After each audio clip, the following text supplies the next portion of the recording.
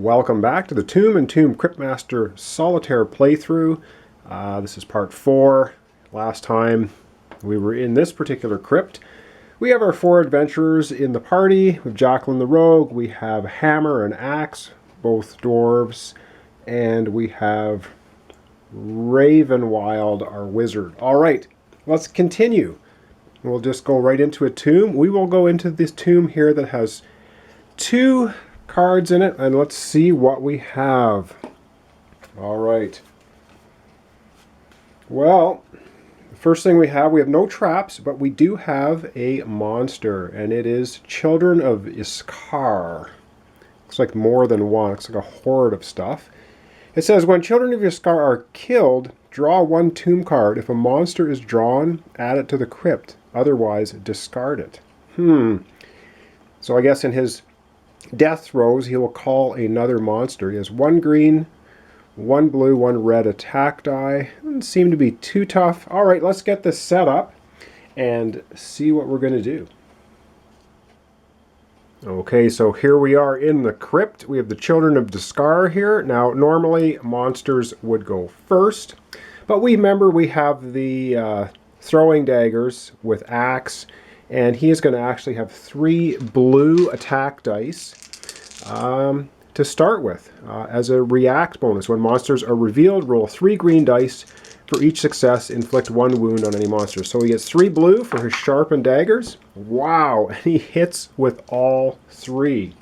However, this monster has 4 hit points, so that's just going to damage it a lot, but not take it out completely. Wow, those sharpened knives were excellent. So 3 hit points. Now the monster strikes back.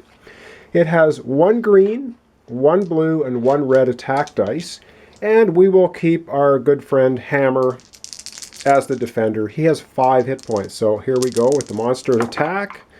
And the monster does 2 points of damage. So Hammer is going to take 2 points of damage for the monster's attack. And now the rest of the party gets to attack. And that was just a react from Axe. Let's have the rogue get into action here. She has 2 blue attack dice, and she misses again. Does not do anything. So her turn is over for this combat round, and we have, let's have Hammer go. He has 4 blue attack dice, and he does 2 hits of damage, which is enough to kill this monster off. Alright, but this monster's special ability, as we recall, when it is killed, we draw a tomb card. So I'm just going to grab a tomb card off the top of the huge stack. And it is not a monster. It's a trap. And this card reads, when it is killed, draw a tomb card. If it is a monster, if a monster is drawn, add it to the crypt. Otherwise, discard it. So we're just going to discard the trap. We've killed the monster. It is worth, let's have a look here, 3 XP. So we're going to add that to our pile of experience for the end of the game. And now I'm going to do a... Oh, now there was one other card in the crypt as well. And of course, it is a treasure. So this is really nice. It's a green worm egg. Very lovely. Someone can have that for breakfast. But anyway, it gives whoever is holding on to it 3 green attack, 3 green skill, 3 green magic, and 3 green holiness. I think I'm going to give this card to our wizard to help her with her spell, which is really nice. And that will give her 3, it gives her 3 green of everything. So we're just going to attach that to the wizard. And now she is really pumped up, which is really good. And so now I'm going to do a holiness healing action. So Hammer is going to get 4 green, 3 blue, 4 red to try to heal those 2 wounds. Probably a good likelihood of success. 2, 3, 4, 5, yes, all kinds of healing. Because Hammer is with Axe, he gets those 4 extra red dice. Totally healed. All right. That was a successful plunder of that crypt. Let's head back to the tomb and plunder another one. All right, so having quite handily succeeded clearing out that crypt, I think we're just going to move right next door to the next 2-card crypt, and we will go right in here and we will see what we see. And there are 2 cards in there, and the first one, there is a trap. And so let's have a look at it, and it is a spiked pit. Well, that's not something you want to fall into, I'm sure. And this trap, you're only allowed 1 character, and they must disarm it, and they need to roll a skill. They have to have 3 successes. So 1 character, 3 successes. All right, let's head into the crypt. Let's get set up and see if we can not fall into the spiked trap. Okay, so here we are getting ready to try and evade the spiked trap. Now what I think I'm going to do is I'm going to have the wizard roll her skill ability. And the reason I'm doing that is she has 1 green skill dice. She's going to add 3 green skill dice for the magic egg that she's picked up. That's 4 green skill dice. And then we're going to use Jacqueline's ability. And her ability says, when another character in your party makes a skill roll, which the wizard is about to do, add Jacqueline's skill dice to the roll. And her dice are 2 green and 1 blue. So we're really just having 1 person do the rolling here, and that's our wizard. So she's going to get 4 green, and she gets to add Jacqueline's skill dice as well, which is 2 more green and 1 more blue. So we need 3 successes, so not guaranteed, however fairly good odds. So let's see if we can get 3 successes on 6 green and 1 blue dice. And we get 2 successes. Okay, that does not sound good. It means that we have failed. Failure. Discard 1 card attached to the character disarming this trap. And it is usually the Crypt Master's choice, but because there's no Crypt Master, I guess that will be me.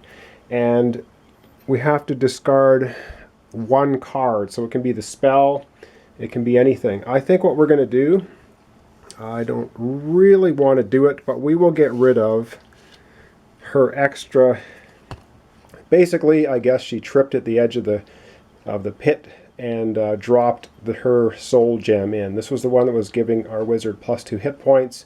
Unfortunately, it's going away because we've failed the trap. So this trap also gets discarded. We're not going to get the experience points at the bottom, which was 2 for it.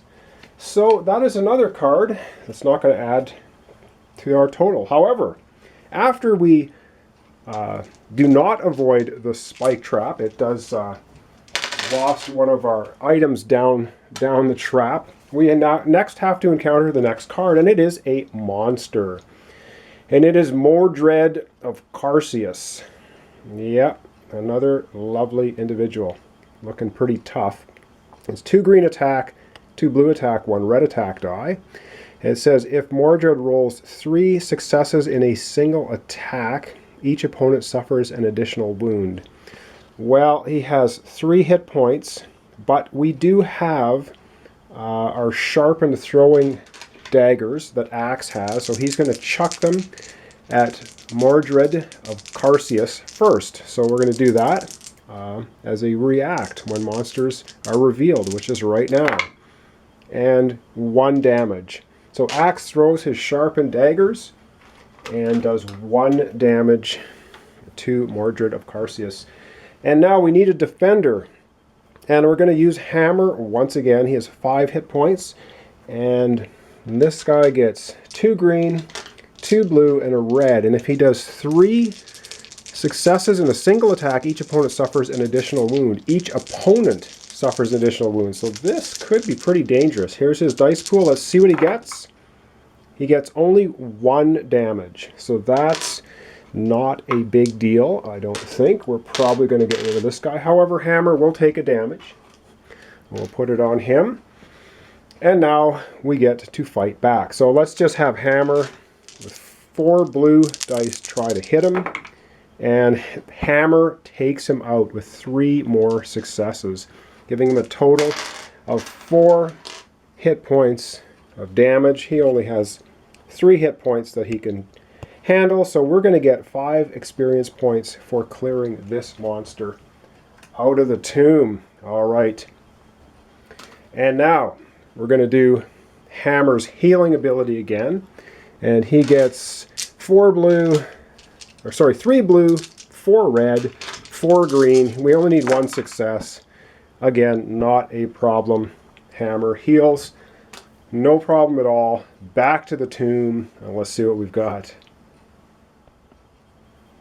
Okay, so we've had another fairly successful couple of crypts cleared. I think in the essence of leaving our timing a little bit shorter for the episodes, instead of having them run around 20 minutes, I'm gonna cut this one off here, and then we will get into the other crypts on another episode. All right, thanks for watching. Thanks for subscribing. Join me next time. I believe we're going to be into part 5, where we may be able to clean a couple more tombs. All we have left now is 3, 4, and 5, so we're going to end up encountering quite a lot more stuff. Anyway, there you have it. Thanks for watching.